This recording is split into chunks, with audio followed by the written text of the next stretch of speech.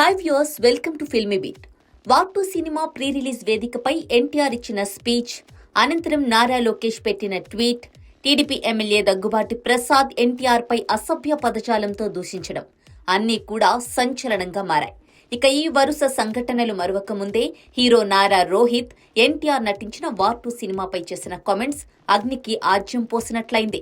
ప్రస్తుతం తన కొత్త చిత్రం సుందరాకాండ విడుదల కోసం ఎదురు చూస్తున్న నారా రోహిత్ ఇటీవల విడుదలైన కూలీ, వార్ 2 చిత్రాలపై ఆసక్తికర వ్యాఖ్యలు చేశారు.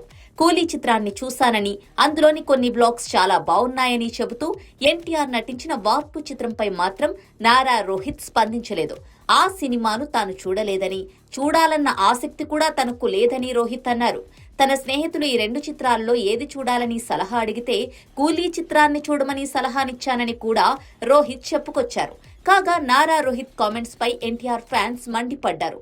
ఎన్టీఆర్ విషయంలో నారా, నందమూరి కుటుంబాలు పద్ధతి మార్చుకోవాలంటూ కూడా మీడియా వేదికగా ఎన్టీఆర్ ఫ్యాన్స్ వార్నింగ్ ఇచ్చారు.